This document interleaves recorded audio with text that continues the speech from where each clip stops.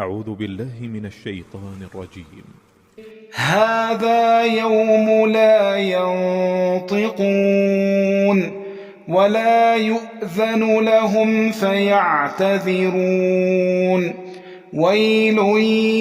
يومئذ للمكذبين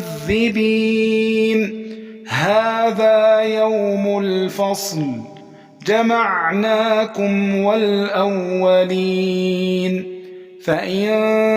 كان لكم كيد فكيدون ويل يومئذ للمكذبين إن المتقين في ظلال وعيون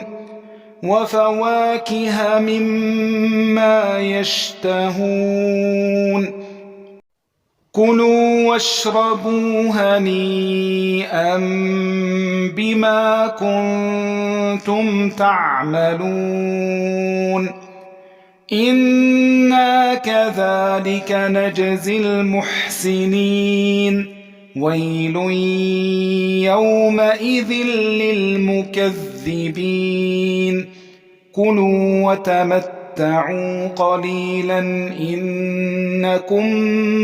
مجرمون ويل يومئذ للمكذبين وإذا قيل لهم اركعوا لا يركعون ويل يومئذ للمكذبين فبأي حديث بعده يؤمنون